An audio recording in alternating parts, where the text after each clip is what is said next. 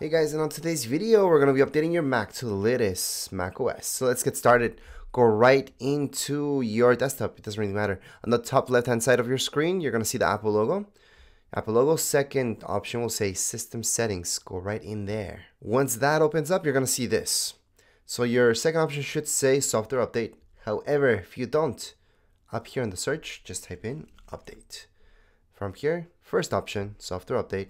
And then this should be popping up. Now, let's say nothing pops up for you. Just turn on and off automatic updates.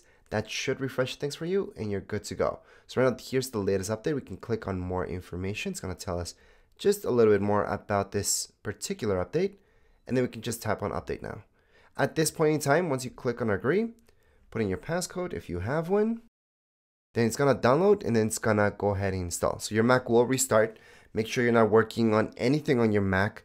I would highly suggest making a time machine backup as well. I do have a separate video about that, which it's good to use an external hard drive for that, by the way. And we always make those backups just in case. Now also make sure that you have enough space on your Mac, because sometimes when you only have, let's say, 1 or 3 gigs, it may even let you do the update.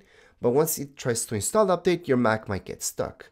So I do have a video on how to fix that issue if you ever run into that. However, just make sure you have enough space. I would always suggest having 50 gigs of free space on your Mac at all times for your Mac to work properly.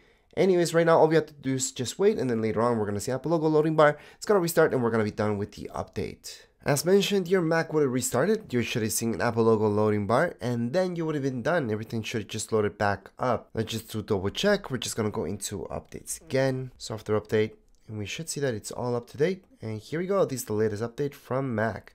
And that would be it for this video. If you guys have any questions, comments, you guys can write down here in the comments area. Don't forget to subscribe and like. Thank you.